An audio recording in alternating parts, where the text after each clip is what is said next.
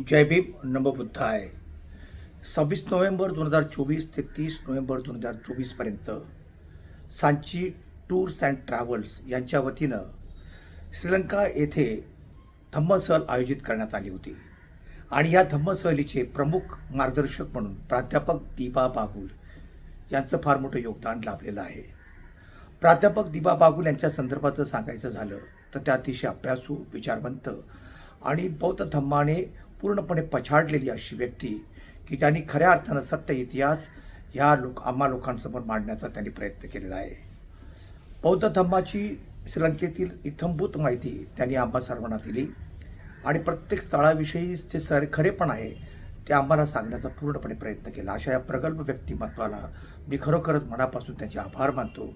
अशा या दिबा बागुलांचं मार्गदर्शन आम्हा सर्वांना लाभलं आणि त्यांच्या विचारांचा, त्यांच्याच वक्तव्याचा काही भाग मी आपल्यासमोर प्रदर्शित करीत आहे. तर आपला सर्वात पहिला भाग मी आपल्यासमोर प्रदर्शित करीत आहे, परंतु आपण लाईक, शेअर आणि सबस्क्राईब करायला विसरू नका, हीच विनंती. जय भीम. कुठून आले याच्याबद्दल जरी दुमत असेल तरी बाहेरून आले याच्याबद्दल एक मत आहे. आणि असे आर्य जेव्हा भारतात आले, या आर्यांनी जे समतेचं प्रतीक आहे, जे विचाराचं प्रतीक आहे, त्या सगळ्यांनी आम्ही विरोध केलेला आहे पहिल्यापासून. कारण आर्यांना असं वाटायचं काही जरी झालं तर या ठिकाणी आमचं राज्य असावं. आणि आर्यांचं काम पूर्वी काय होतं, हे आर्य लोक जे होते म्हणजे आपण ब्राह्मण समजतो, तर आपण ब्राह्मण शब्द वापरत नाही, आर्य. तर यांचं मुख्य व्यवसाय होता गाई गुरं पाळणे, हाच मुख्य व्यवसाय, दुसरा काहीही व्यवसाय त्यांचा नव्हता. मग असंच करत करत हे भारतामध्ये आले. आणि भारतामध्ये आल्याच्यानंतर जेव्हा त्यांनी इथे सुरुवातीला वैदिक धर्म केला. सगळ्यात महत्त्वाची गोष्ट लक्षात घ्या, ब्राह्मणांना एक धर्म नाही. जेव्हा बुद्धाचा काळ होता किंवा मग जेव्हा मोगलांचा काळ होता तेव्हा हे त्याला वैदिक धर्म म्हणत होते.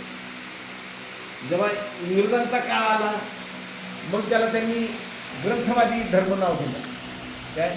आणि जेव्हा इंग्रज गेले मग त्याला त्यांनी अजून वेगळं नाव दिलं, म्हणजे वैदिक धर्म, नंतर ब्राह्मण धर्म, आणि आता त्याला नाव दिलेलं आहे सनातन धर्म.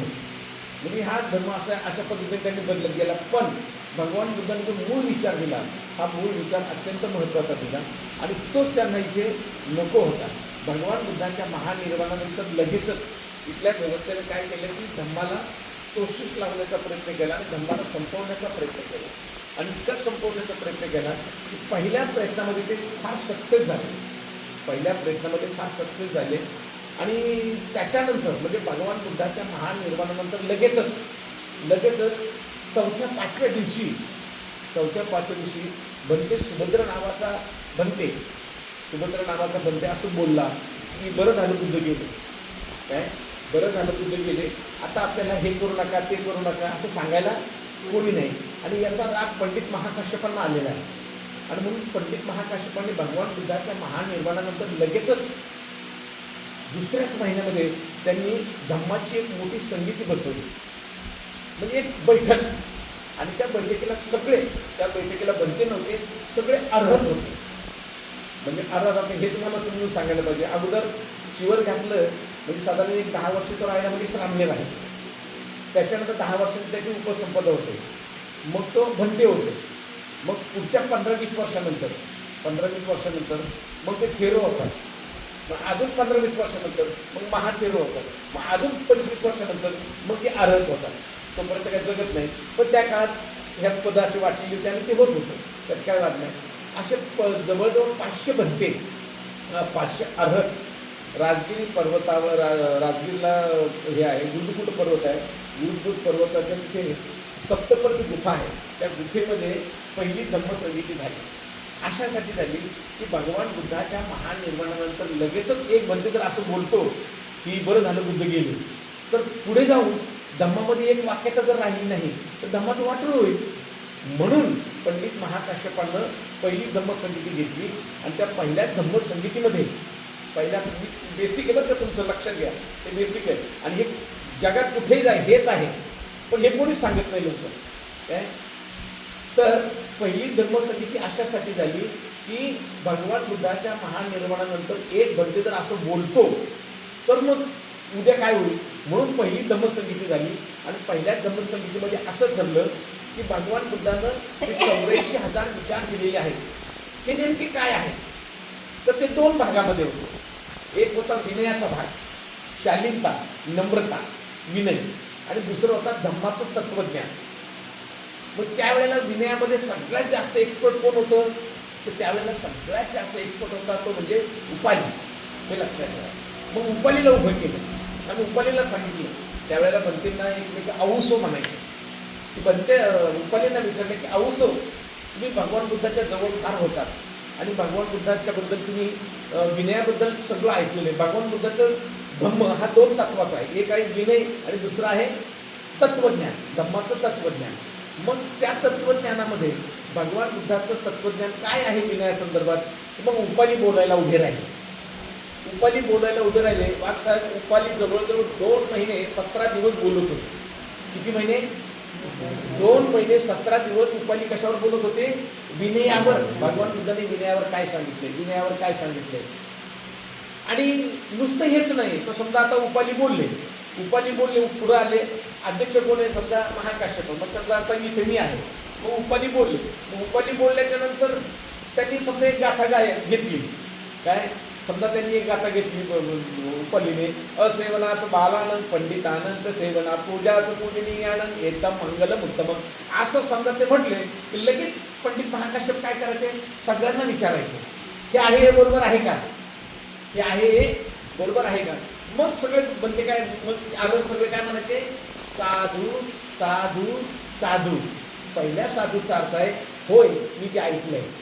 दुसऱ्या साधूचा अर्थ आहे होय मला समजले. आणि तिसऱ्या साधूचा अर्थ आहे होय मी त्याचा आता यापुढे प्रचार आणि प्रसार करेन.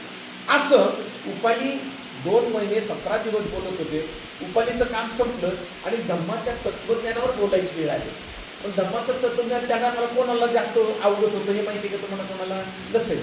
पण धम्माच्या तत्वज्ञानाच्या संदर्भात भगवान बुद्धाच्या जवळ सुरुवातीपासून तर मरेपर्यंत कोण जवळ होता? करेक्ट. कोण म्हटलं? आनंद. माय सॅल्यूट. काय? मग आनंदाला विचारलं की भगवान बुद्धानं धम्मावरती काय तत्वज्ञान सांगितलंय. मग आनंद जवळजवळ 2 महिने आणि जवळजवळ 21 दिवस ते बोलत होते. मग ते बोलल्याच्यानंतर होकार मिळवायचा. अशा रीतीने पहिली धम्मसंगती सक्सेस झाली आणि बुद्धाचं तत्वज्ञान जे आहे हे असंच लोकांवर आता गेलं पाहिजे हे ठरलं गेलं. परंतु पुढच्या 100 वर्षानंतर लिच्छवीचे जे बनते आहेत, लिच्छवी म्हणजे वैशाली काय, लिच्छवीचे जे बनते आहेत त्या बनतेने जवळजवळ 10 नियम मोडले. आणि 10 नियम मोडल्यामुळे आज मी तुम्हाला बेसिक सांगतो, 10 नियम मोडल्यामुळे त्यावेळेला पंडित रेवत म्हणून होते.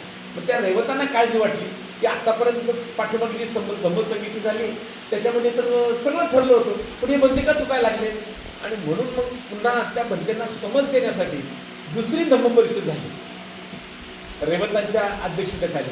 मग रेवताने त्यांना सांगितलं की बाबा तुम्ही 10 नियम भगवान बुद्धाचे ते 10 नियम मोडले. तर 10 नियमात तुम्हाला सांगत नाही काय मोडले हे सांगत नाही. त्याच्यात वेळ आपल्याला घालवायचा. मला तुम्हाला काय द्यावं काय नको असं झालेलं आहे की जे आहे इथं सगळंच काय. आणि मग ते झाल्याच्या नंतर त्या बंदेंना सांगितलं की बघा तुम्ही 10 नियम भगवंताचे मोडले, तर कृपा करून यापुढे हे नियम मोडू नका. तर बोलले नाही आम्ही सांगतो तेच बरोबर आहे. मग त्या दोघांमध्ये पहिली वादावादी झाली आणि पहिल्यांदा महासांगिक आणि ओरिजिनल यांच्यामध्ये फूट पडली. कारण ते जे चुकीचे बनते ते का म्हणले नाही आमचंच बरोबर आहे. आता त्यांच्याबरोबर जास्त बनते झाले, त्यांच्या बाजूने जास्त बनते झाले. मग पुढे जाऊन त्यांनी स्वतःला महायान म्हटलं. स्वतःला काय म्हटलं? महायान. आणि जे ओरिजिनल होते त्यांना त्यांनी हीनयान म्हटलं. हीन म्हणजे खालच्या धारणा अशा पद्धतीने म्हटलं. म्हणजे पहिल्यांदा धम्मामध्ये एवढी मोठी फूट पडली, महासांगिकचं महायान झालं आणि हे हीनयान झालं. आता कायम लक्षात घ्या, आपण सगळे सामाजिक काम करत असताना नालायक लोक जेव्हा वाईट उद्देशाने एकत्र येतात तेव्हा नालायक लोक फार काळ एकत्र राहत नाही. तुम्ही कधी बघा नालायक लोक फार काळ एकत्र राहत नाही. ती चुकलेले जे बनते जे होते त्यांच्यामध्ये परत पदावरनं हे सुरू झालं, चढावळ सुरू झाली. मग त्या काळात पुन्हा मग जवळजवळ महायान, हीनयान, वज्रयान, तंत्रयान, मंत्रयान, सहजयान, साक्याप्पा, येलगुप्पा, महाविहारवासी, अभयगिरीवासी, थाय, ध्यान, झेन, अमिताभ, नीचेरॅन गावची असे जवळजवळ भगवान बुद्धाच्या धम्मामध्ये 18 पंथ पडले. आणि 18 पंथ पडल्यामुळे हा धम्म पूर्णतः नेस्त नाबूद झाला, चुकीचा झाला, पूर्ण चुकीचा झाला हा धम्म. आणि त्यानंतर सम्राट अशोकाचा उदय आहे. मग सम्राट अशोकाला जेव्हा कलिंगचं युद्ध झालं आणि कलिंगच्या युद्धामध्ये जेव्हा तो रणांगणावर गेला, रणांगणावर त्याला ते सगळं दिसलं, कोणी कोणाचे हात तुटले, कोणाचे पाय तुटले वगैरे, आणि त्याच वेळेला त्याला मोगलीपुत्र तिस्स भेटले. आणि मोगलीपुत्र तिस्सनं सांगितलं की माणसांना मारून तुझा विजय मिळवला असेल, हा विजय असा हा खरा विजय नाही, तर माणसाच्या अंतःकरणावर तुला विजय मिळवायचा आहे, सत्यावर विजय मिळवायचा आहे. आणि मग तो कुठे आलेला आहे? तो भगवान बुद्धाच्या विचाराच्या सानिध्यात आलेला आहे. भगवान बुद्धाच्या विचाराच्या सानिध्यात आल्याच्यानंतर त्याला जाणवलं की हे बंदी वेगळं सांगतात. तोपर्यंत किती पंथ पडले होते? 18-19. मग आता हा नवीन आलेला माणूस सम्राट अशोक प्रत्येक बंदेकडे जायचा. मग हे बंदे वेगळे सांगायचे, हे बंदे वेगळे सांगायचे, हे बंदे सगळं वेगवेगळे सांगायचे. मग त्याला पुन्हा प्रश्न पडला की चालेल वेगवेगळे हे सांगतात, मग नेमका धम्म काय आहे काय? म्हणून त्यानं तिसरी धम्मसंहिता स्वतः घेतली. काय? ती पाटलीपुत्रला घेतली. पाटलीपुत्र म्हणजे आत्ताचं पटना शहर, त्या ठिकाणी त्याने ती घेतली. त्यावेळेला त्याला कितीतरी बंदीने विरोध केला, जे जे चुकीचे बंदे होते विरोध होता. त्यावेळेला जवळजवळ 60,000, मी शब्द फार जाणीवपूर्वक वापरतो, जवळजवळ 60,000 भिक्खूंना सम्राट अशोकानं देशोधडीला लावलं. म्हणजे काय ना मारलं, काय चिवर काढून घेतलं, काय ना हाकलून दिलं, कारण हे चुकीचं करता म्हटलं तुम्ही. आणि पुन्हा सम्राट अशोकानं काय केलं? हा धम्म सुंदर बनवला, इतका सुंदर बनवला, इतका सुंदर बनवला. आणि तो धम्माचा एवढा दाया झाला, एवढा दाया झाला धम्माचा, की या भारतामध्ये आपल्या त्यांनी 84,000 विहार निर्माण केली. किती? 84,000 विहार निर्माण केली. दुसरी गोष्ट महत्त्वाची केली, त्याच्या अगोदर जो काही कालखंड घडलेला होता धम्मातले चढ उतार, मग यानं काय केलं की धम्म व्यवस्थित राहण्यासाठी यानं ज्या ज्या ठिकाणी भगवान बुद्धाचं पदस्पर्श झालेला आहे, जन्म झालेला आहे, ज्ञान प्राप्त झालेलं आहे, प्राप्त झालेलं ज्ञान जिथं बोललेलं आहे, हे सगळे ठिकाणं जे आहेत, सगळे ठिकाण काय केली त्यांनी? बांधून काढली. सगळी ठिकाणं काय केली? बांधून काढली. आणि सगळ्यात महत्त्वाचं केलं की हा शुद्ध झालेला धम्म पहिल्यांदा बनते महेंद्राच्या माध्यमातून हा पहिला धम्मा कुठे पोचला? श्रीलंकेमध्ये पोचला. त्यावेळेला बनते महेंद्राच्या बरोबर 4 स्वामनेर होते आणि बनते महेंद्र होते आणि अजून 5 उपासक, म्हणजे 5 आणि 6 11 आणि 1 12 असे 12-13 लोक होते. आता आपण किती तारला माहिती आहे तुम्हाला? 12 झालं काय. आणि मग तो धम्म या श्रीलंकेमध्ये रोपण झालेला आहे.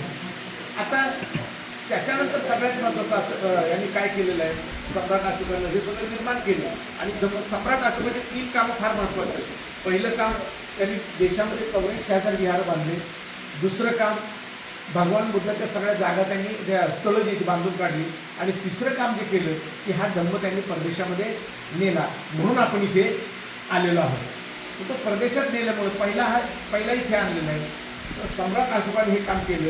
परंतु सम्राट अशोकाच्या महानिर्वाणानंतर इथल्या आर्य ब्राह्मणांनी पुन्हा 3 कामं महत्त्वाची केली. पहिलं काम त्यांनी असं केलं की जेवढी 84,000 विहार होती या देशातली. दुसरी गोष्ट, या देशात कुठलाच धर्म नव्हता, इतकंच नाही, जगात, शब्द काय वापरलाय? जगात जेव्हा कोणताच धर्म नव्हता तेव्हा भगवान बुद्धाचा विचार होता. हे मी का म्हणतोय की भगवान बुद्धाच्या महानिर्वाणानंतर 600 वर्षांनी येशू ख्रिस्ताचा जन्म आहे, म्हणजे ख्रिश्चन धर्म नंतर आहे. आणि येशू ख्रिस्तानंतर 500 वर्षानंतर मोहम्मद पैगंबराचा जन्म आहे, म्हणजे तोही धर्म नंतर आला. जगातला पहिला धर्म कोणता आहे हे पहिले लक्षात ठेवा. आणि मग सम्राट अशोकाचं हे काम ते एवढं मोठं होतं, त्याच्यामुळे इथल्या ब्राह्मणांनी काय केलं की पहिली एक गोष्ट केली, जेवढी विहार होती ती सगळी विहार ताब्यात घेतली. आणि ताब्यात घेऊन बुद्धाच्या मूर्तीची मोडतोड केली थोडी आणि त्याला देवांची नावं दिली. आज तुम्ही भारतातलं कुठलंही मंदिर मला विचारा, अगदी वैष्णोदेवीपासून तर अगदी सोरटी सोमनाथपासून तर पंढरीचा पांडुरंग असेल किंवा जगन्नाथपुरी असेल, कोणतंही सांगा मला काय, तर ते सगळे कोणाचे आहेत? धर्माचे आहेत. काय अगदी कोल्हापूरचा अंबाबाई ते आम्रपालीचे आहे, ते सुद्धा. हे सगळ्याच गोष्टी ज्या अशा आहेत या अशा पद्धतीने त्यांनी वाटोळ करून टाकलं. दुसरी गोष्ट त्यांनी केली आर्यब्राह्मणांनी, की ते भगवान बुद्धासाठी जे स्थळं सम्राट अशोकाने बांधून काढली होती ही सगळी त्यांनी जमिनीत गाडून टाकली. ही गाडायला काही काळ गेला, काही वर्ष गेली, पण गाडत गेले, गाडून टाकले. आणि तिसरी महत्त्वाची गोष्ट केली त्यांनी, बुद्धाला डायरेक्ट विष्णूचा अवतार डिक्लेअर केला. लग्नाच्या गाथा त्याच्या माहिती तुम्हाला, त्याच्या लग्नाच्या गाथा कशा असतात माहिती तुम्हाला? लग्नाच्या गाथेमध्ये सुद्धा बुद्ध त्यांनी टाकला. त्याच्यातलं एक कडवं असं आहे, द्वापारीचा आठवा श्रीकृष्ण कली माझी बौद्ध नववा कलंकी पुढे शुभमंगल. त्यांनी अशा पद्धतीने बुद्धाचा आपला प्रवास करून बुद्धांना संपवला. काय बुद्धांना संपवला. पण त्याच्यानंतर यॉन शांग, हैयान आणि इसिंग, यॉन शांग, हैयान आणि इसिंग ही चायना तत्त्वज्ञ हे बुद्धाच्या शोधात कुठे आले? भारतात आलेले. भारतात येऊन ते जवळजवळ 25-30 वर्ष भारतात ते राहिलेले. त्यांनी अभ्यास केला आणि ही सगळी स्थळं त्यांनी कोणी शोधून काढली? हैयान आणि इसिंग यांनी आणि युआन शांगनी ती शोधून काढली. आणि ती प्रवास वर्णनं त्यांनी काय केली? लिहून ठेवली. तर त्यावेळेला काय गाड्या नव्हत्या जायला, पायी हिंडले ते. थोडं तिकडे 15, 20, 25, 30 वर्ष हिंडले त्या देशामध्ये. आणि ती सगळी स्थळं त्यांनी शोधून काढली आणि ती लिहून ठेवली. लिहून ठेवल्यानंतर कालांतरानं आपल्या देशात इंग्रज आलेले. इंग्रज आलं आणि इंग्रजांच्याच काळामध्ये 1 जानेवारी 1848ला 1 जानेवारी 1848ला कुठली लढाई झाली या देशातली? आपल्या आयुष्यातली सगळ्यात मोठी लढाई कोणती? 1 जानेवारी 1848ला कोणती लढाई झाली? भीमा कोरेगाव. आता काय झालं ते पुढचं सांगतो. थोडक्यात भीमा कोरेगावच्या लढाईला मध्य प्रदेशामधून हे आलं. भीमा कोरेगावच्या लढाईला मध्य प्रदेशामधून इंग्रजांची एक पलटण आली. इंग्रजांची एक पलटण कुठं आली? भीमा कोरेगावला. ते जिंकलं आपल्या मदतीनं आणि ती पलटण परत कुठे गेली? मध्य प्रदेशामध्ये गेली. पण मध्य प्रदेशामध्ये जात असताना ते एका टेकडीवर थांबले. एका टेकडीवर ते रात्री मुक्कामाला पलटण थांबली. तिथे काय रात्री काही जेवण वगैरे केलं असं. जेवण झालं आणि त्यांच्यातला तो एक इंजिनियर होता, कॅनिंगहॅम म्हणून त्याचं नाव. तो कॅनिंगहॅम संध्याकाळ रात्री लघवीला उठला आणि चांगलं रात्र होती. त्याने सगळीकडे पाहिलं की सगळीकडे घनदाट जंगल आहे आणि जिथे आम्ही उतरलो ही जागा गोल कशी काय आहे किंवा काय येतं नेमकं. म्हणून तो दुसऱ्या दिवशी निघून गेला, पण त्याच्या डोक्यात ते राहिलं तिथं मला जायचं. आणि म्हणून त्यांनी त्यावेळेचा लॉर्ड रिपन यांच्याकडनं त्यांनी ती परवानगी काढली आणि ज्या ठिकाणी ते उतरले होते त्यांनी ती खोदायला सुरुवात केली. इतकी हळूवार खोदायला सुरुवात केली. 42 दिवसानंतर त्याला घुमट सापडला. काय सापडला? घुमट सापडला. आणि घुमट सापडल्यामुळं त्याची आशा द्विगुणित झाली आणि त्यानं आणखी शोधायचा प्रयत्न केला. म्हणून इंग्रजांना जे